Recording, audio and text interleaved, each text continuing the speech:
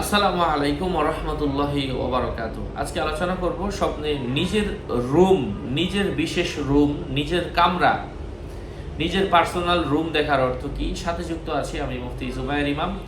আলোচনা বুঝতে সাথেই থাকবেন। যারা এখনো চ্যানেলটি সাবস্ক্রাইব করেননি, সাবস্ক্রাইব করতে ভুলবেন না। ভেরিফাই চ্যানেলের ডেসক্রিপশন বক্সে ক্লিক করলে আমার পেজ এবং আইডি লিংক আসবে। লিংকটি ক্লিক করলে যা আসে তাই, এর বাইরে অন্য কোনো পেজ নেই, আইডি নেই, ইমো নেই, হোয়াটসঅ্যাপ নেই, টিকটক নেই। নাম ছবি দেখে বিভ্রান্ত হওয়া যাবে না। প্রত্যেক ভিডিওতে আলাদা আমি সাবধান করি, সতর্ক করি। স্বপ্নে কক্ষ দেখা উঁচু স্থানের লক্ষণ, অর্থাৎ স্বপ্নদ্রষ্টা নিজে তার মর্যাদা বৃদ্ধি পাবে। বাতির পরিবর্তে কোনো মহিলা বোঝায়। স্বপ্নে ভীত ব্যক্তির জন্য নিরাপদ হওয়ার অর্থ হচ্ছে কক্ষ। যেমন আল্লাহ তাআলা বলেন তারা প্রাসাদে নিরাপদে থাকবে। আবার কক্ষ দেখা এটা জান্নাতের অর্থ বহন করে থাকে। যেমন মহান আল্লাহ তাআলা বলেন তোমাদেরকে জান্নাতের সুউচ্চ কক্ষ পুরস্কার দেয়া হবে, যেহেতু তারা ধৈর্যশীল ছিল।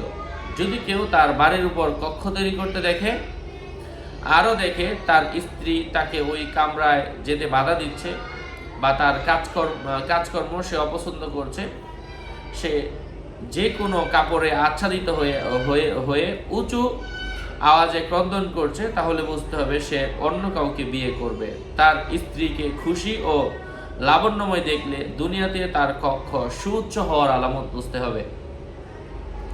অপরিচিত কোনো কক্ষে নিজেকে প্রবেশ করতে দেখা তা ভীত লোকের জন্য নিরাপদের ইশারা, অসুস্থ ব্যক্তির জন্য শুভ লক্ষণ।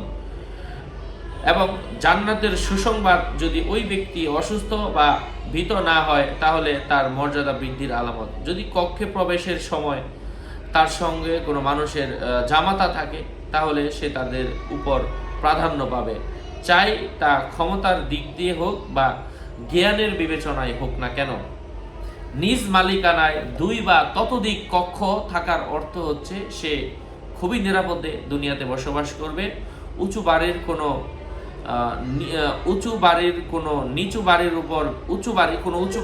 বাড়ির উপর ভেঙে পড়তে দেখার অর্থ হচ্ছে স্বপ্নদ্রষ্টা অসম্মানিত হওয়ার সম্ভাবনা রয়েছে। আশা করছি বুঝতে পেরেছেন। আরও আপডেট পেতে সাথেই থাকবেন। সকলের মঙ্গল কামনা করে এখানেই শেষ করছি। দেখা হবে অন্য কোনো এপিসোডে। আসসালামু আলাইকুম ওয়া রাহমাতুল্লাহি ওয়া বারাকাতুহু।